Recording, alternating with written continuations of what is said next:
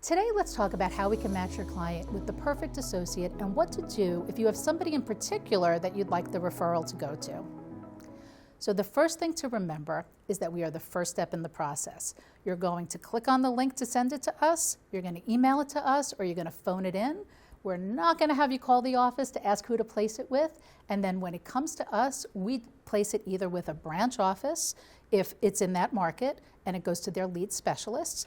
And the lead specialists are highly qualified and pre-screened sales associates who really their primary business is handling the leads that come in. So you know that they are going to be focused on it and it is going to get their absolute highest priority.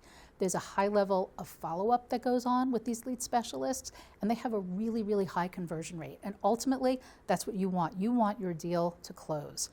We might also place it with a franchise. And it's the same thing. We're going to speak to them. We will speak to the manager and talk about who the perfect person is for your client. And the reason we ask you for a lot of information about your client is the more we know, the more we're able to really match up even a personality type for you.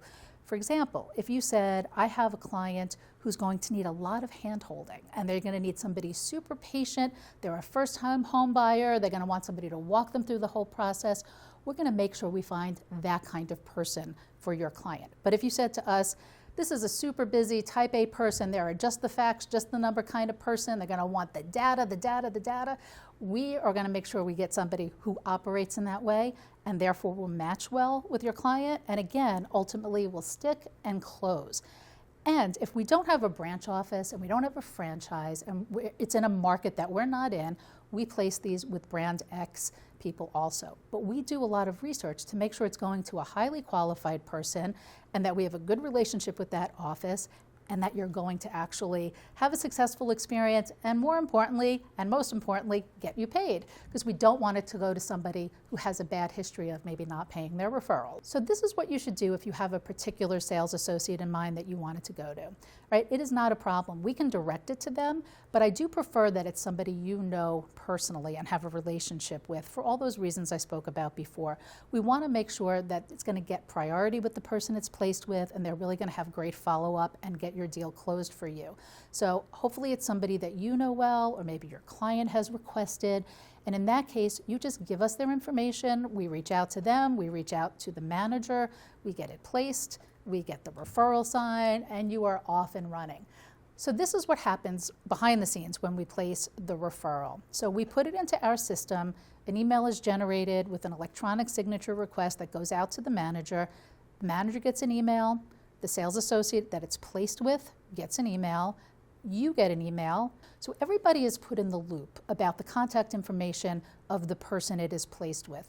We're also following up to make sure that connection actually happened, that they connected.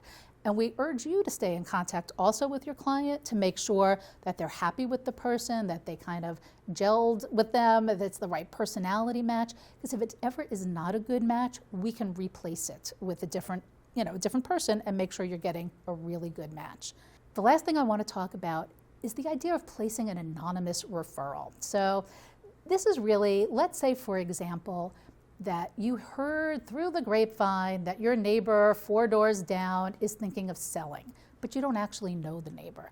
And you don't really have a relationship with the neighbor and you feel a little uncomfortable going to knock on their door and say, hi, Mr. Neighbor, you don't know me, but do you want me to refer you to somebody to help you sell your house? That's probably not going to happen.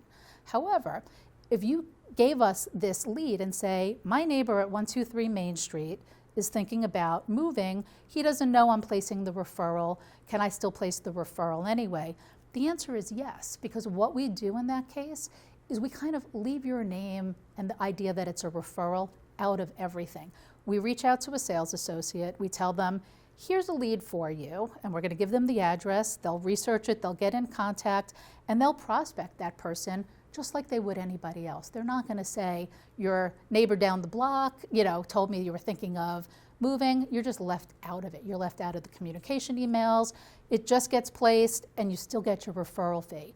So this is a great way to keep your ears open for opportunities that may not be your brother, your sister, your mother, father, child, aunt, uncle, best friend, whomever, right? This is an opportunity to keep your ears open in your community and perhaps earn some extra money by pointing us in the direction of somebody who's thinking of buying and selling and seeing if we could actually make that happen for you. Thanks for watching this video. So coming soon will be a video on one of my favorite topics, and probably yours too, getting paid.